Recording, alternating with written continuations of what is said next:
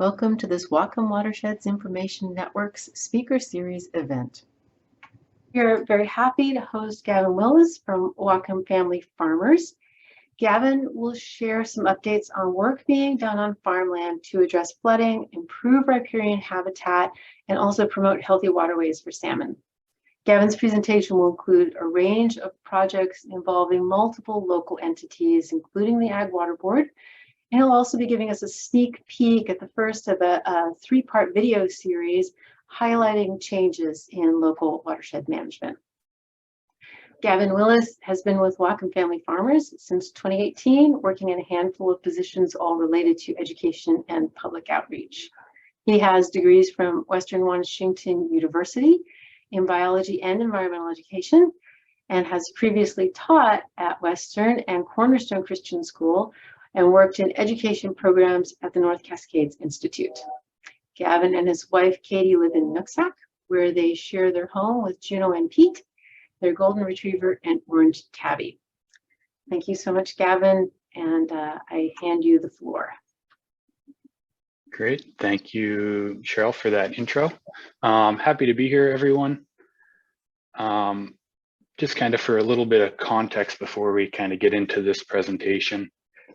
I'm going to be looking generally at a handful of projects and practices that relate to watershed management, and that generally tend to occur in the floodplain and on or adjacent to agricultural land. Looking at kind of the list of folks who are joining, I recognize a handful of names, and for some of you, this is going to be information that you're very familiar with, but perhaps this will prompt you to think about some of these questions or issues in a bit of a different angle as it relates to agriculture. The first thing that I am going to share here, as Cheryl mentioned, is the first of a three-part video series that I've been putting together for the FLIP steering committee. The FLIP, for those of you who are unaware, is part of Whatcom County River and Flood. It's a floodplain integrated planning team. I think there's at least one person here who's actually on the FLIP team. And so they're kind of piloting a new way to deal with some of the watershed management issues that we see here in varying watersheds across the county. So I'll just kind of start with that video that's looking at a specific project, a specific watershed looking at Bertrand Creek.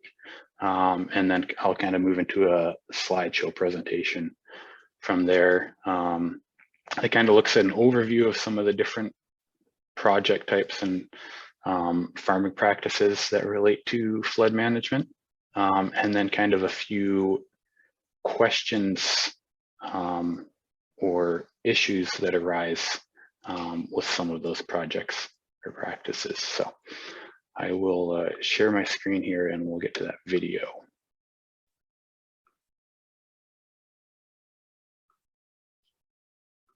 And if you're having any difficulty, if the video isn't loud enough, I think I got the audio set correctly. But throw something in the chat if you're having any difficulty hearing the audio clearly. Hi, I'm Gavin Willis, and I grew up in the north part of Whatcom County in the Nooksack watershed. And I'm always interested in learning more about this place that I call home. Watershed management plays a big role in our environment here in Whatcom County, from providing healthy habitat to our salmon, to curbing devastating flooding, and protecting the rich soils that allow our agricultural community to thrive. Over the years, water flow through the Nooksack River has changed a lot. Some natural changes, and some man-made. Now, teams of people are working together to solve these problems, either by individual minor improvements or long-term holistic approaches. I'm here at Duffner Ditch, where a floodgate improvement project is underway. We'll speak with key stakeholders and learn how this project can improve conditions for salmon populations, decrease flooding for landowners, and improve flows in the Nooksack watershed. Let's get started.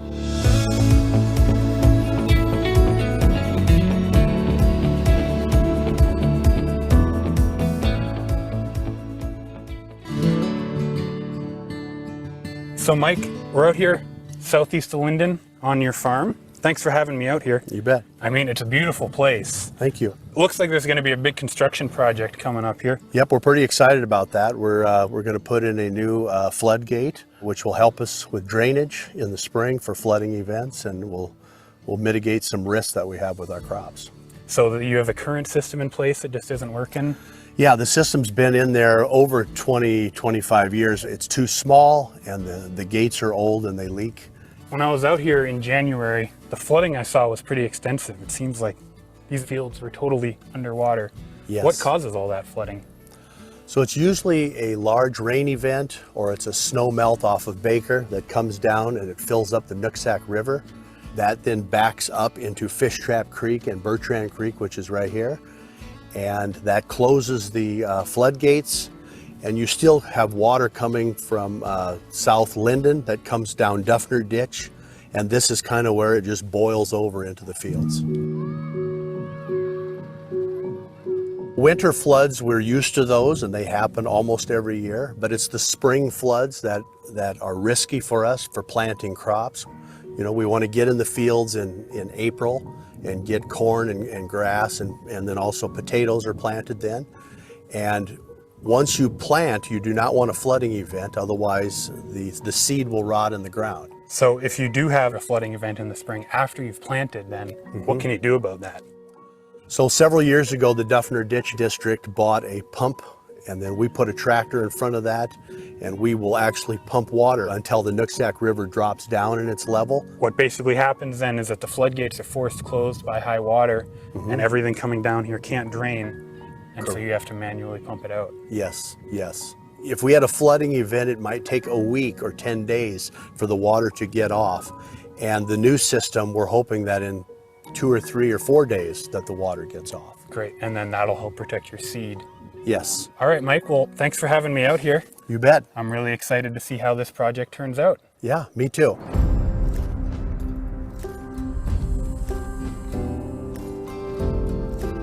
Frank, thanks for coming out today. Well, happy to be here. So I just wrapped up talking to Mike, and I wanted to learn a little bit more about some of the other projects that have happened in this area, and I figured you were the guy to talk to. Yeah, I've been working in this area almost 20 years, and there's been a lot going on. Well, how about we go check some of it out? Okay. You work with the Whatcom Conservation District. Yes, What type of work does the Conservation District all do? we help landowners with their conservation choices, and our focus now is water quality and water quantity, like floods, and also habitat restoration. This was a farm field prior to 2007. Started out as little saplings, and now we've got Yep. full mature trees. The issue at the time was that there was a levee along Bertrand Creek over here that was right on the shore of the creek, and come flood season, Nooksack River water would surge up and blow out those levees on an annual basis. So the idea that was engineered was to set the levees back, giving the river and the stream a little bit more room to work in a less dynamic way. And that also, salmon habitat wise, opened up almost 22 acres for reforestation. So I guess the farmers gave up some of their land, and in exchange, they get better flood control, so they have better access to their land. Exactly. You can hear birds flying around. I'm sure there's all kinds of insects. That's the biggest change we see when you go from field or fallow field to forest, is that suddenly there's songbirds again, and we can really hear them today. All right, well, how about we go check out the mouth of the Bertrand then right around the corner here I'd love to. and see what it looks like now. So you were talking earlier about floodwaters wiping out the levees, and this is where that used to happen, right? Yes, we're standing right where Bertrand Creek flows into the Nooksack River. So when the Nooksack River floods, it surges up Bertrand Creek, and now that whole forest we just walked through, that's before it gets to those levees. So those trees, they slow down the floodwaters and help protect that levee when it finally gets there. In addition, a really cool benefit is that each one of those trees provides a little flood refuge as well for the juvenile fish that might get swept up there in the floodwater. So those juvenile salmon then, they need protection, I guess, from the fast-moving floodwaters? Exactly. Anything they can do to get out of that is of a huge benefit to them. Well, I'm really excited then to see the impacts that the new floodgate is going to have. It sounds like it fits in really well with all the other projects that have happened over the last 2 or 3 decades even. and it's going to be prime habitat for salmon. It is. I'm excited. We've been wanting to replace these floodgates for years now, and we've had buy-in and we've got funding, so it's actually going to happen next month. Awesome. All that hard work finally paying off.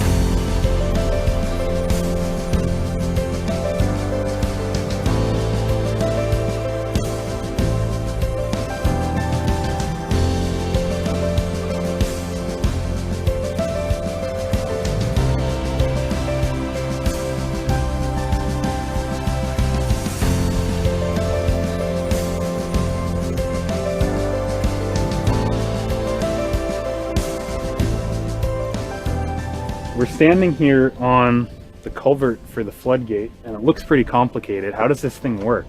The old system was completely passive, where the gate was normally closed, but then when the water built up in Duffner, it would force the gate open and leave, which isn't nearly as fish friendly. So in that case, if there wasn't enough water flow, the old gate would automatically close and prevent salmon from getting into all this habitat behind us. Correct, but this system will be way more accessible for the fish. Can you talk about the scale of the project? It seems like a pretty big system we're dealing with here. It's 120 feet long with a custom head wall on the downstream side. The culvert's able to handle a 100-year flood event and flow that water out of here. And then it's also on the other end of the scale, it flows water slow enough to allow fish passage. So you can't have water rushing through for the fish. That's a little bit challenging for them to navigate if it's flowing too fast. I was out here this past winter and there was some pretty significant flooding in this whole area. How does this new floodgate address that problem? Even though the gate itself weighs about 1,200 pounds, it's designed and built so delicately that it doesn't take much to open it, so it won't take near as much head on the Duffner system to force that gate to open. With a larger surface area for water to flow in, it'll drain faster. And that's really beneficial to the farmers. What has your experience been like? Because you're working for the fish, you're interacting with the farmers and the landowners. Is there competition there? I don't think of it as competition. We look for projects that are not mutually exclusive. That yes, you lose a little bit of farmland here, but you better protect the remaining farmland. So that's a win-win. You look for projects that yes, improve fish habitat, but also provide better flood conveyance or something like that. We see it as a partnership between the farming community, the county, and tribal and fisheries. That's what's so neat about this project is it's a lot of different groups coming together and we all have benefits. The farmers have drainage benefits. There's more fish passage that will happen. Sounds like that's going to be a win-win then. Yes.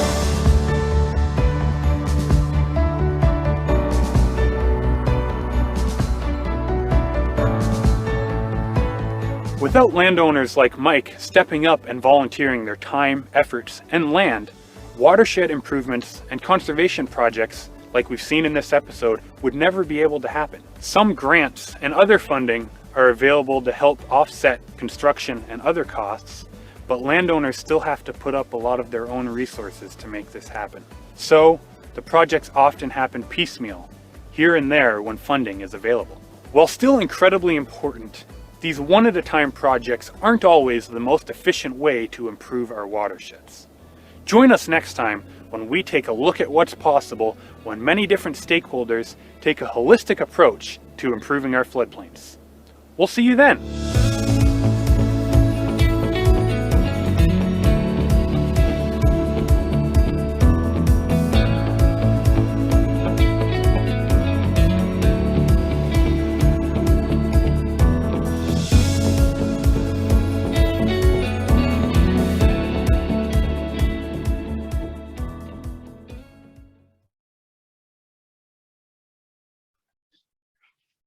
All right, so you saw at the end there, funding was partly provided by the Ag Water Board, along with funding from Floodplains by Design through a grant program from the Washington Department of Ecology. So you can keep an eye out for that series early next year. I think sometime in January is when that's going to be released. So the rest of that will be available at that point.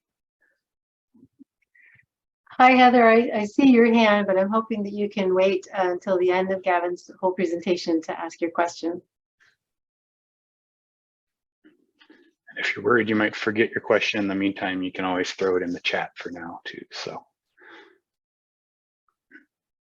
I did want to share a few slides. Start with a little bit of background information. So in the video, Mike Skoneveld, who's the farmer and the landowner of the fields where that project happened, mentioned the Bertrand WID, which would be the watershed improvement districts. For kind of like some context, I work for Whatcom Family Farmers, as Cheryl mentioned in the introduction, and we provide public outreach and advocacy work for farms, and we also do some public outreach and communications work for the Ag Water Board and the WIDs as part of a contract with them. Just to kind of be clear about that. And so for folks who haven't heard of the WIDs or the watershed improvement districts, those were established under state law, RCW 8703, which governs the creation of irrigation districts across the state. In Whatcom County, we don't call them irrigation districts because they don't own or manage any water rights, but instead they're working on cooperative watershed management actions, creating interlocal agreements. So they're working with other local and state agencies, local cities, the county, to help manage water supply, water quality, water resources, and habitat protection and management. Not all of Whatcom County falls into WIDs. They're designed to cover areas of agricultural land, and then agricultural landowners in the WID pay a special land assessment, like a tax that funds the work that the WID does. So in Whatcom County, there are 6 WIDs, the Bertrand WID, Drayton WID, which generally are in specific watersheds, Laurel, North Linden, and South Linden, and then the Sumas WID, which is a Sumas watershed as well. Let's see if we can get, there we go. So the Ag Water Board, as I mentioned, provided some funding for that video. So they are basically a consortium of all the WIDs. So it allows the WIDs to coordinate some of their actions, cooperate on services for all the WIDs that kind of provides cost savings and efficiencies. So water quality tracking work that the WIDs do, they do that through the Ag Water Board, so it can be provided to all the WIDs. Kind of some efficiencies of scale there with some of those costs. And then also they're able to represent the collective interest of the WIDs. So if there are projects that span multiple WIDs, or that extend across the entire county, rather than having to have representatives from every one of the WIDs in those conversations, the Ag Water Board can represent all of the WIDs in those conversations. Also helps make sure that WIDs are all working similarly, so that some landowners own land within multiple different watershed improvement districts. And so then they can be sure that procedures, training, opportunities, and education are kind of uniform across the WIDs.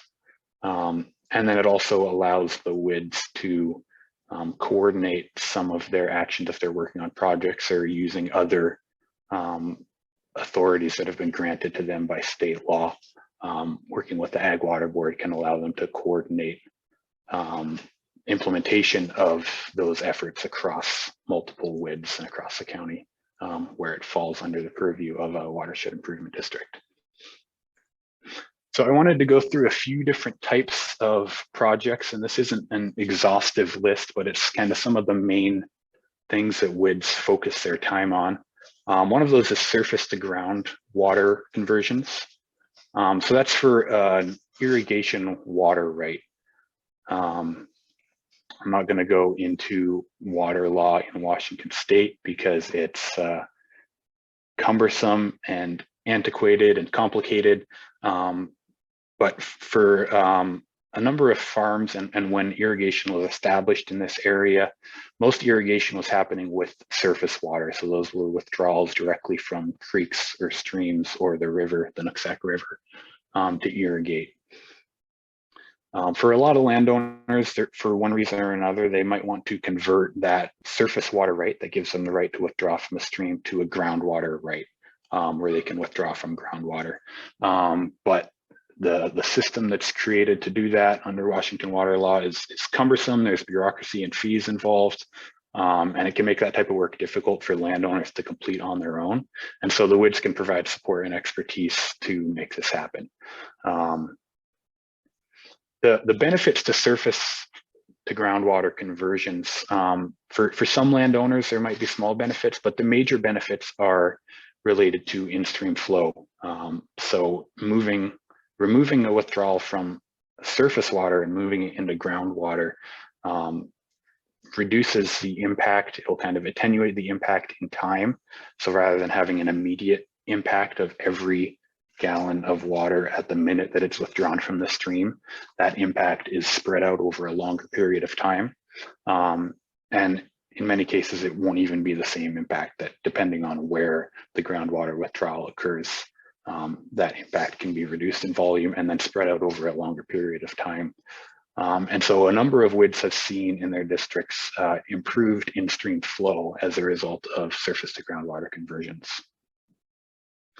Another thing that the WIDs have looked at is stream flow augmentation. So if you have streams where in-stream flow is particularly low, there's the possibility to pump some groundwater into that stream to keep flows at a level that helps salmon survive. So in 2017, Bertrand WID completed a pilot project to kind of test the efficacy of this type of work. The image that you can see there is the aerator system that was installed there. You don't want to pump groundwater directly into the stream because it tends to be low in dissolved oxygen, although it is nice and cool, which is also a requirement for salmon. But running it down that aeration table allows adds some dissolved oxygen and helps keep water quality where it needs to be. So they saw significant measured improvements in stream flow volume and consistency through rainflow events. So there's less of a spike and then a decrease in a rainflow event. And their measurements showed as well that those impacts weren't just at the point where the water was added, but even well downstream, those impacts persisted. But like I mentioned before, with kind of the cumbersomeness of Washington water law, there have been permitting challenges that have prevented both the continuation of that project and implementation of similar projects elsewhere. But I know a number of WIDs are looking at ways that they can continue those types of programs. And then this was covered in the video that you just saw, the kind of floodgate tide gate improvement.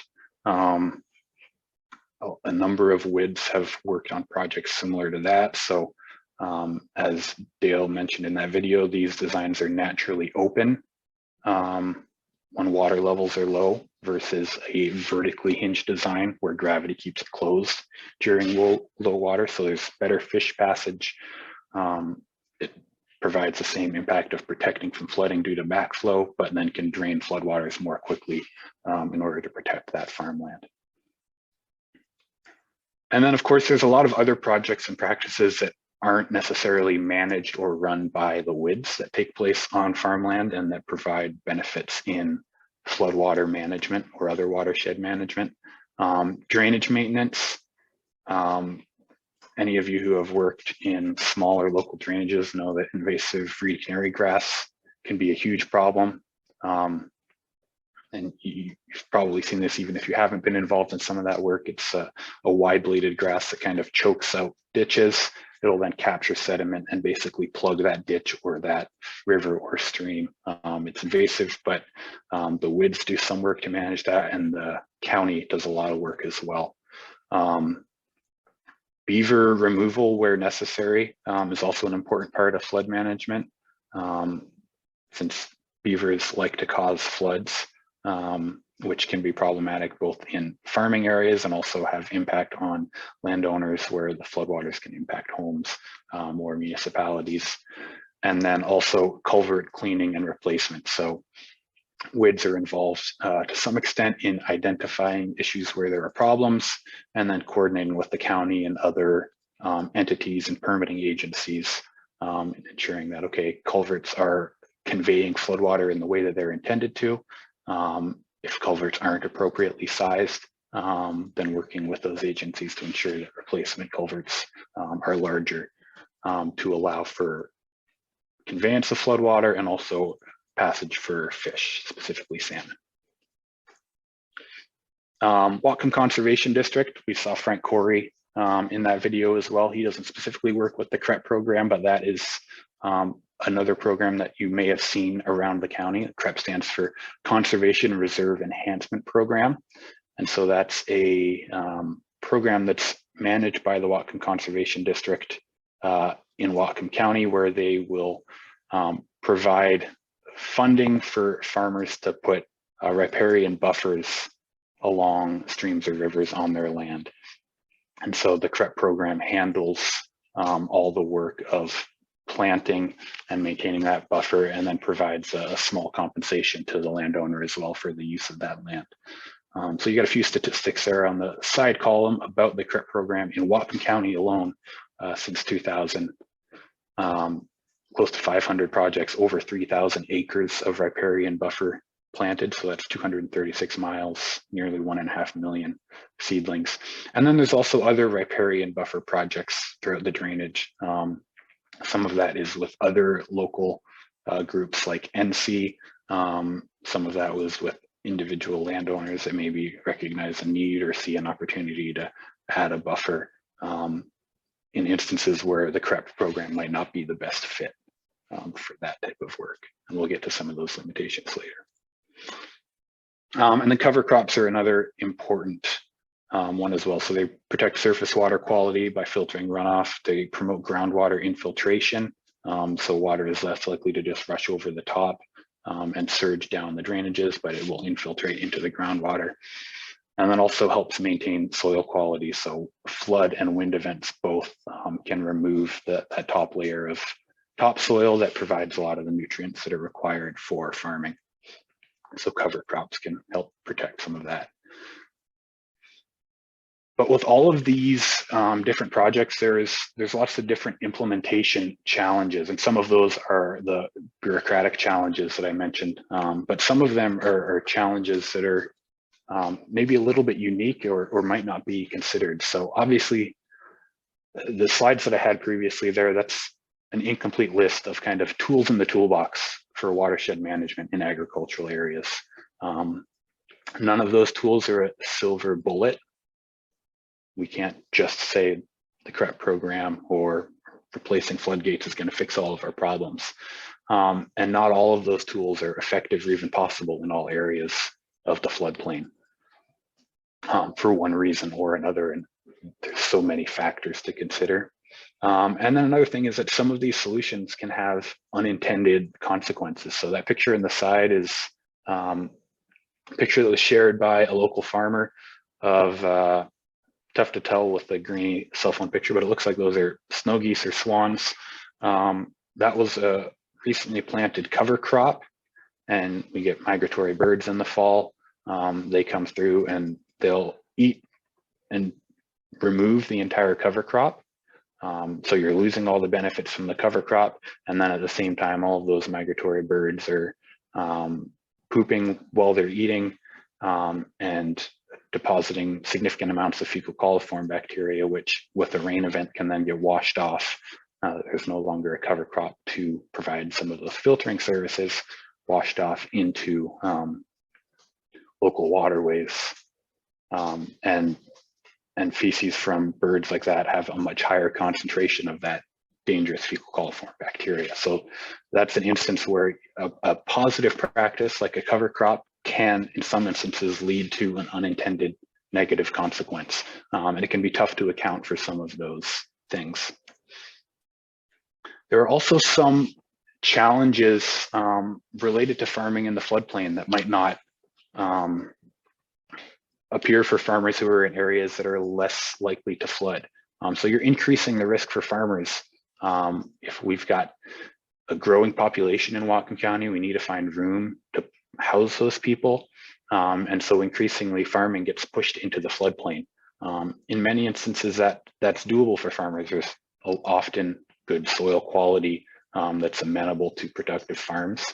But that does increase risks. Flood events can create significant cleanup costs for farmers in the floodplain or in the floodway. The picture here is from a farm in between Nooksack and Sumas. The flood event last November left literal tons of sediment, some of which contained asbestos fibers from the Swift Creek drainage in their field. And so they have to go in and clear out all that sediment and remove it all and replant those pastures or those fields. And a lot of times funding assistance for those types of recovery efforts is very limited. And then as well, not all farming types are compatible with floodplain systems, especially when we're looking at some parts of the floodplain where they've been identified as floodways, areas that we expect to flood, and we need water conveyance to occur over those lands. I know in conversations I've had with flood engineers, they say, well, we would prefer to not see blueberry fields in the floodway, because the increased friction from a taller, sturdy plant like that actually slows conveyance of floodwaters and causes some floodway issues. But in that case, if you're proposing restricting farming in specific areas to only low value crops, such as grass or corn silage, then ultimately you're costing those landowners, they're seeing a reduction in their land value because they're not able to grow or produce some of these more high value crops. And so then are we going to compensate those landowners for the loss in their land value based on policy changes? There's a lot of difficulties and factors to consider there. And then to kind of build on some of my earlier comments about bureaucracy, some program requirements can be a deterrent to participation. So the CREP program, for example, provides for the creation of buffers, I believe, between 50 and 150 feet wide. In some instances for a farmer, a buffer that's 50 feet wide might not be feasible, but a buffer that's 20 feet wide maybe would be. But a 20-foot buffer wouldn't qualify for CREP funding.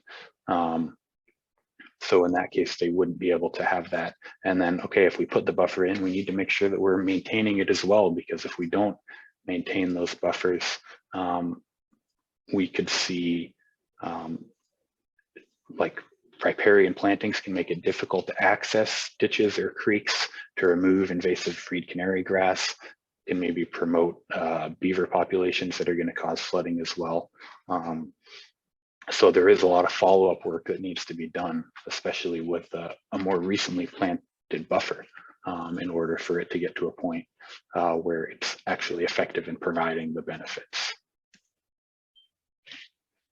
And then, of course, I think the last question that I will kind of leave, and I think you can kind of describe all of this as a bit of a wicked problem that we're dealing with, and that there's not going to be easy answers for any of these things. But some of these projects and practices that we described and that we looked at, like in the video, for example, will provide direct benefits for farmers.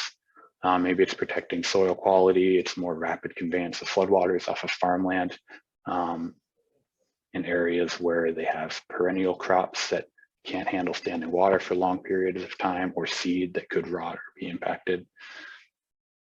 But some of these projects are providing general benefits to the community for sure, but not necessarily direct benefits to the farmers, even though farmers frequently bear the brunt of the cost long-term. So maybe there is grant funding or other programmatic funding to provide the upfront costs, but long-term farms may see reduced production or loss of acreage due to implementation of some of these types of programs. And so for each individual farmer or landowner, there's kind of a cost benefit analysis for them in terms of whether or not they would want to be willing to participate in these types of programs. And then the kind of question that leaves us at the end is, how can we balance those interests? we've identified that, okay, there's benefits to the community, but a project that has a benefit to the large community, we may be asking a smaller percentage of the population to bear the brunt of those costs. So I will stop there. It's the end of my slideshow. And I guess we can move to questions. I don't know, Cheryl, if you want to manage the questions. And yeah, I can absolutely help with the questions. Thank you so much, Gavin. That was fantastic. So yeah, if folks have questions, now is the right time. If you go ahead and you can either put them in the chat and I will read it to Gavin, or if you wish, it's absolutely fine to just raise your hand. You hover your mouse over the bottom of your Zoom screen to the reactions, and then you'll see an opportunity there. Yes, Heather, go ahead, unmute yourself and go ahead and ask your question. Thanks. Hi, Gavin. Hi, Cheryl. It's nice to be here, and I really appreciate your presentation and had a lot of really great themes that I'm familiar with, but only in Skagit County. I am a policy analyst for the Swinomish tribe and also the vice chair of the Whatcom Marine Resources Committee. So while I live in Bellingham, most of my policy work is done in Skagit, and I deal a lot with agricultural issues. So this whole presentation is very salient for what I do. I have two main questions. One, I wanted to ask specifically about the tide gate replacement project that you mentioned in your video, which looked like a great project. And I'm curious if, as part of those projects, is there any riparian habitat mitigation or any kind of planting required for those projects that undoubtedly need core permits and WDFW permits and those kinds of infrastructure permits? And my second question is if you could talk a little bit more generally about landowner support and perspectives on habitat restoration related to salmon and riparian habitat, and landowner buy-in for, as you said, doing that cost-benefit analysis where there is some private acreage required, and kind of what your experience is in Whatcom. So thank you. yeah, absolutely. So I'll get to your question on landowner perspectives and buy-in there. Make sure I understand your first question correctly, kind of about these floodgate and tidegate replacement projects in terms of riparian planting or other mitigation that goes into those. That does vary from project to project. I think in the case of the video, that one was permitted as a culvert replacement and upsizing. So I don't know if there was as much mitigation required for that. A lot of these projects, I know there's another one that's episode 2 of the video we'll go into in a little more depth, are a part of the floodplain integrated planning team's work. And so in that case, you have representatives from WDFW, from the tribes, from the county, and local landowners working together from the outset on the design plan. So whether riparian plantings or riparian improvements, such as adding large woody debris, that kind of stuff can be a part of the conversation from the beginning, rather than just mitigation that's tacked on at the end of that project. As far as that specific project in Duffner Ditch, I don't know. I can't speak to the exact permitting requirements and what all went into the mitigation for that project there, other than what I witnessed when I was out on site, as far as like fish exclusion work to protect habitat during the actual construction work. I can't say that when we were out there filming afterwards, after the floodgate was put in, we did see fish making use of that habitat upstream of the new floodgate, which we hadn't seen at any point before then when the old gates were still in place. So that was kind of cool to see. As far as landowner perspectives and buy-in on those type of projects where there would be, whether it's some need to give up land or some sort of landowner resources or time that need to go into it. My experience has been that, generally speaking, farmers and landowners are amenable to that type of work. I think for many of them, it's a question of stewardship. And when you're thinking about farming as a multi-generational small business, they recognize that, okay, we need to have an ecosystem that provides that's sustainable for the entire community in order for me to pass this farm on to my kids or my grandkids when they're thinking to the next generation. So I think farmers as a whole are cognizant that there are some sacrifices that they might need to make, or costs that they might need to bear in order to make their farm sustainable in the long term. But also at the same time, sustainability is more than just environmental sustainability, because if it's not economically sustainable, the result might be that the farm gets sold off and developed, which would in the end be a net ecological loss, going from farmland to, say, suburbs in a floodplain area in some maybe more sensitive or critical areas. And where that point exactly is, as far as how far a farmer would be willing to go and what type of economic or other sacrifices they'd be willing to make, kind of varies by individual. But I think overall, I would say the farming community recognizes that environmental sustainability is a big part of what's going to be necessary when it comes to stewardship to be able to make farming viable in the long term. Thank you. Really appreciate it. Gavin, we have another question from Atul. He says in the chat here, there is landowner farmer benefit and ecosystem benefit. Right now, projects are happening that provide both. Perhaps there should be a way to quantify the relative benefits and thereby imply the funding match provided by the private and public participation. Yeah, So and I think that becomes part of the difficulty too when we're dealing with wicked problems like some of these. And when I use the term wicked problems, I don't mean evil, but just in the sense of there isn't necessarily a clear black and white delineation. Is that quantifying some of these benefits is really difficult, especially when there's potential for unintended consequences, like the example that I gave earlier for cover crops. So that's where a lot of this work becomes difficult, is finding that balance.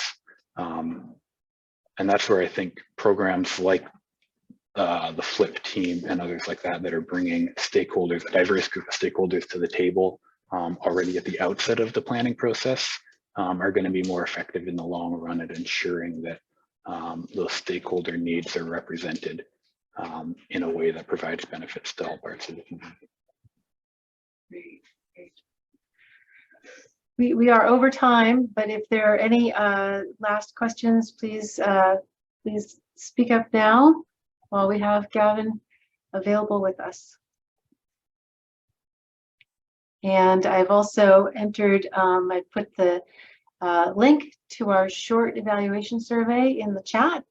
So we really do appreciate hearing your feedback, and also getting input from participants as to what topics they would like to see covered as part of our speaker series in the future.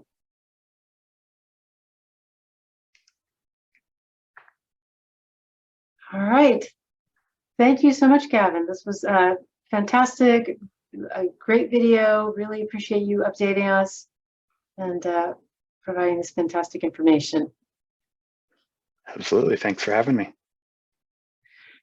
All right.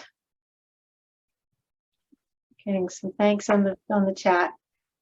All right. Thanks everyone for your interest, and I hope you all have a great day.